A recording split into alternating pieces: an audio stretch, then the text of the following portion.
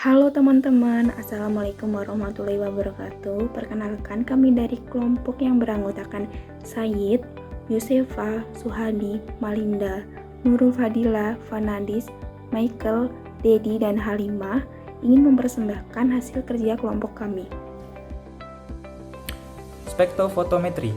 Prinsip spektrofotometri berdasarkan adanya interaksi dari energi radiasi elektromagnetik dengan zat kimia. Dengan mengetahui interaksi yang terjadi, dikembangkan teknik-teknik analisis kimia yang memanfaatkan sifat-sifat dari interaksi tersebut.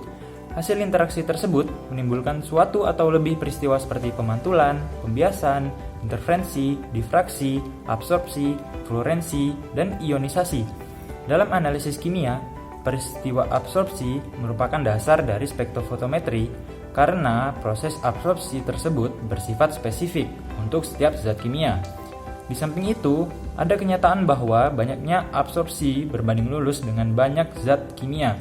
Jadi, spektrofotometri adalah salah satu metode dalam kimia analisa yang digunakan untuk menentukan komposisi suatu sampel, baik secara kuantitatif dan kualitatif, yang didasarkan pada interaksi antara materi dengan cahaya. Spektrofotometri UV vis merupakan metode analisa yang didasarkan pada pengukuran serapan sinar monokromatis oleh suatu lajur larutan berwarna pada panjang gelombang spesifik. Spektrofotometri UV vis adalah gabungan antara spektrofotometri UV dan visible yang menggunakan dua sumber cahaya yang berbeda, yaitu sumber cahaya UV dan sumber cahaya visible. Spektrofotometer UV vis adalah alat yang digunakan untuk mengukur transmitasi, yaitu daya radiasi sinar yang dikeluarkan dari kuvet atau masuk ke dalam kuvet. Reflektansi, yaitu perbandingan intensitas cahaya yang dipantulkan dengan cahaya yang datang. Dan absorpsi, yaitu penyerapan cahaya oleh suatu bahan yang dilewati oleh cahaya tersebut dari cuplikan sebagai fungsi panjang gelombang. Spektrofotometer sesuai dengan namanya adalah alat yang terdiri dari spektrometer dan fotometer. Spektrometer menghasilkan sinar dari spektrum dengan panjang gelombang tertentu, dan fotometer adalah alat pengukur intensitas cahaya yang ditransmisikan atau yang diabsorpsi. Prinsip kerja spektrofotometri UV vis. Cahaya yang berasal dari lampu deuterium maupun wolfram akan memancarkan cahaya yang bersifat polikromatik, yang kemudian akan ditembakkan ke prisma melalui celah satu. Prisma berfungsi untuk memecahkan cahaya. Pecahan cahaya akan melalui celah dua atau disebut dengan celah optik. Fungsi dari proses ini adalah untuk mengubah gelombang cahaya yang bersifat polikromatik menjadi monokromatik atau disebut dengan monokromater. Monokromater bisa menembakkan cahaya monokromatik ke kurvet. Setelah cahaya ditembakkan kurvet, cahaya akan tembus dan masuk ke detektor. Detektor akan menyerap cahaya dan mengubahnya menjadi listrik dan diteruskan ke recorder atau komputer untuk membaca isyarat listrik dan mengubahnya menjadi persen transmitan atau absorbansi. Dari hasil komputer ini kemudian akan diterjemahkan oleh spektrum, di mana spektrum akan menghasilkan absorban dan gelombang cahaya dari sampel tersebut. Kemudian akan muncul grafik dari panjang gelombang sampel tersebut dan hasilnya kemudian akan kita analisis.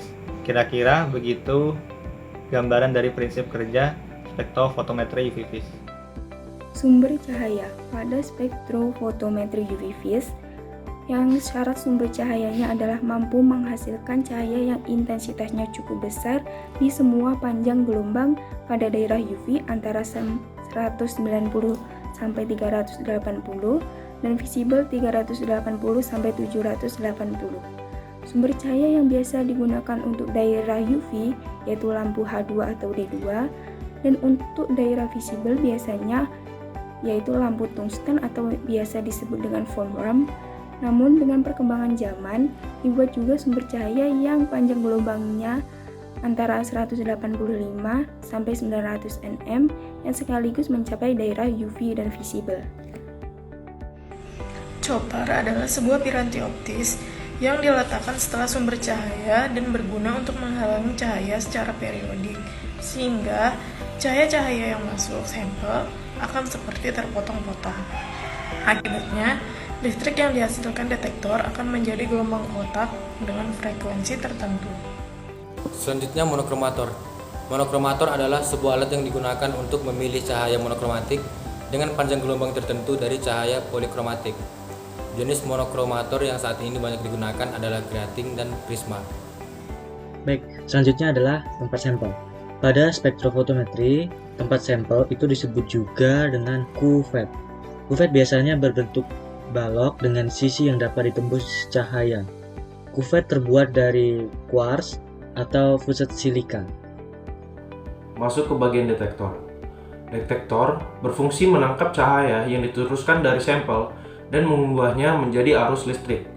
Syarat-syarat sebuah detektor ialah 1. Memiliki kepekaan yang tinggi dan noise yang rendah. 2. Respon konstan pada berbagai panjang gelombang. 3. Mempunyai waktu respon yang cepat. 4. Signal listrik yang dihasilkan harus sebanding dengan tenaga radiasi. Selanjutnya, signal prosesor. Signal prosesor terdiri dari berbagai rangkaian elektronika yang berfungsi antara lain: 1. Amplifier berfungsi sebagai penguatan signal listrik. 2. Filter listrik berfungsi menyaring hanya signal yang frekuensinya sama dengan chopper yang dapat lolos. 3. Analog to digital converter. 4. Averaging berfungsi untuk meningkatkan signal to noise ratio.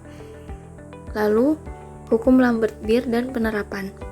Analisis dengan spektrofotometri UV-Vis selalu melibatkan pembacaan absorbansi radiasi elektromagnetik oleh molekul atau radiasi elektromagnetik yang diteruskan. Keduanya dikenal sebagai adsorbansi tanpa satuan dan transmitan dengan satuan persen. Berdasarkan hukum Lambert-Beer, rumus yang digunakan untuk menghitung banyaknya cahaya yang dihamburkan adalah T sama dengan IT per I0 atau persen T sama dengan IT per I0 kali 100%, dan absorbansi dinyatakan dengan rumus A sama dengan min log T sama dengan min log IT per I0, di mana I0 merupakan intensitas cahaya datang dan IT atau I1 adalah intensitas cahaya setelah melewati sampel.